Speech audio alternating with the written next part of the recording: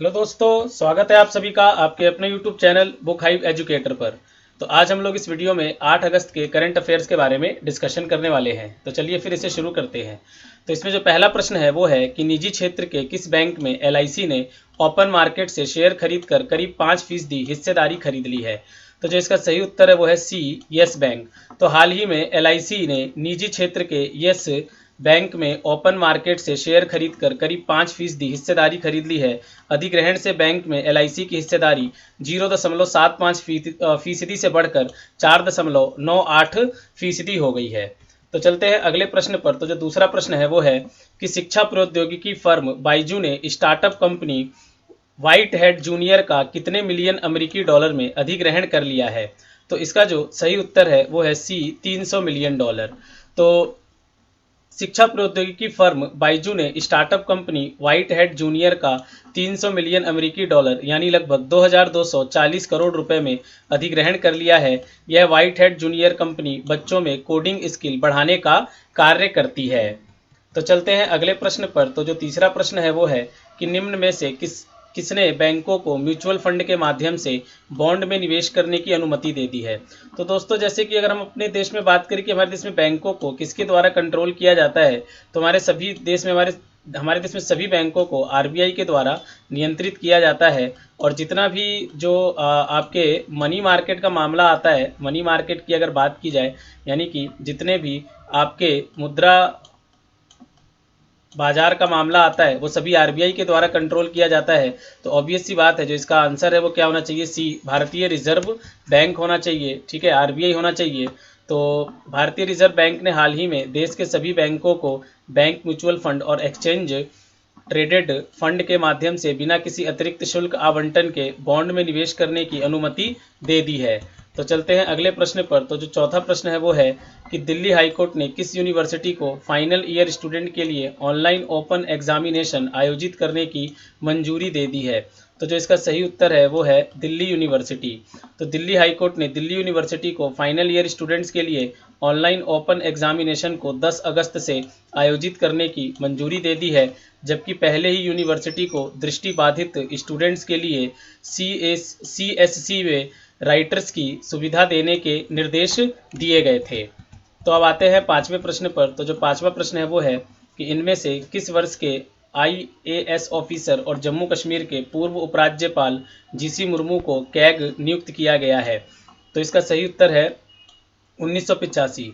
तो अभी हाल ही में आप लोगों ने पढ़ा भी था कि जो जम्मू कश्मीर के उपराज्यपाल थे GC मुर्मू, अभी हाल ही में इन्होंने अपना इस्तीफ़ा दिया था। ठीक है, और इसके बाद इन्हें जो है अब कैग नियुक्त किया गया है। अगर हम कैग की बात करें तो कैग हमारे संविधान के अनुच्छेद 148 के अंतर्गत आता है, और यह एक बहुत ही इम्पोर्टेंट पद है हमारे संविधान में, जिसे पब्लिक अकाउंट यानी कि सार्वजनिक खातों का रक्षक भी माना जाता है। अगर कैग की बात की जाए तो कैग को सार्वजनिक खातों का रक्षक माना जाता है।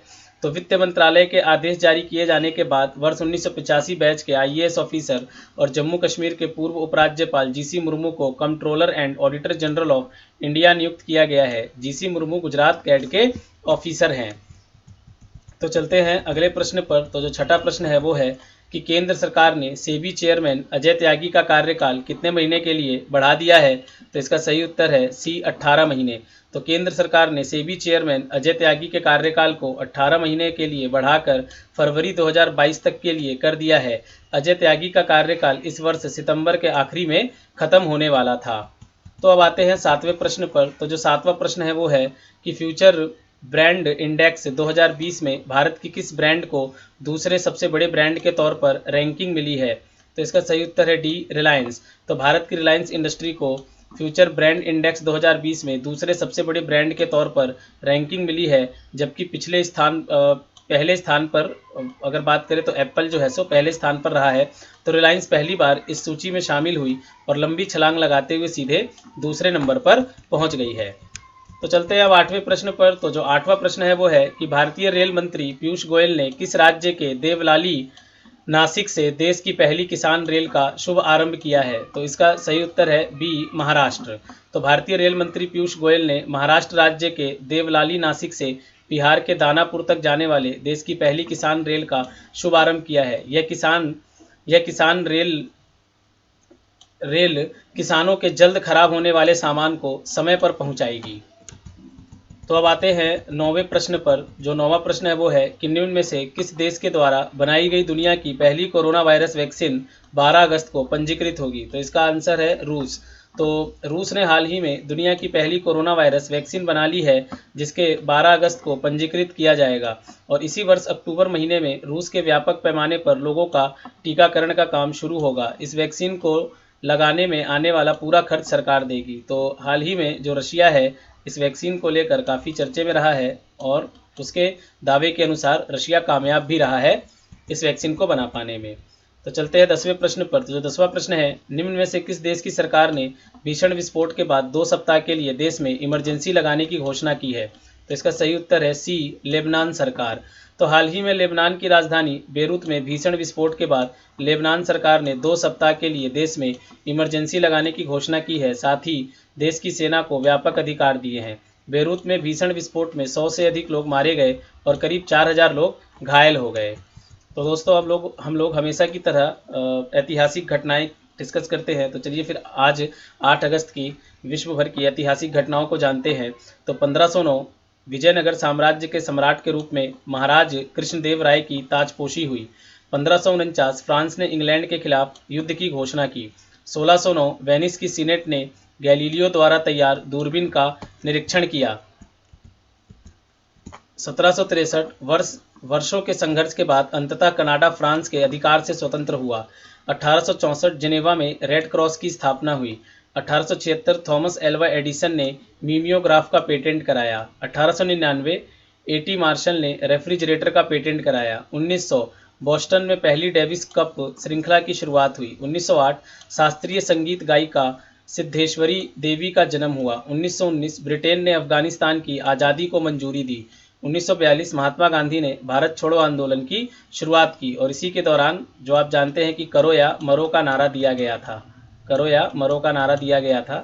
और आप ये भी जानते हैं कि ब्रिटेन चाहता था कि भारत जो है सो दूसरे विश्व युद्ध में ब्रिटेन की तरफ से लड़े, और उसी के खिलाफ ये मेनली जो है सो भारत छोड़ो आंदोलन शुरू किया गया था। 1947 से पाकिस्तान ने अपने राष्ट्रीय ध्वज को मंजूरी दी। 1988 अफगानिस्तान में 9 साल के युद्ध के बाद रूसी सेना की वापसी हुई। 1988 8 वर्ष तक चले संघर्ष के बाद ईरान और इराक के बीच युद्ध विराम की घोषणा हुई।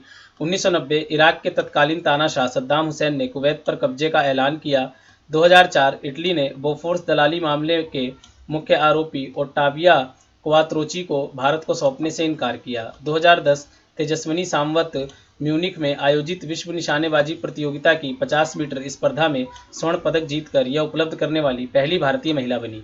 तो दोस्तों ये हमारे 8 अगस्त का करंट अफेयर और ऐतिहासिक बिंदु थे। आप हमारे वीडियो को शेयर करें, लाइक ज़रूर करें, और हमारे चैनल को सब्सक्राइब कर दें, और बेल आइकन को ज़रूर दबा दें, ताकि हमारे तरफ से जितने भी इंपॉर्टेंट वीडियो डलते हैं वो सभी आपको मिलते रहे। तो मिलते हैं अगले करंट अफेयर के साथ। तब तक आप लोग अपना ख्याल रखें। धन्यवाद।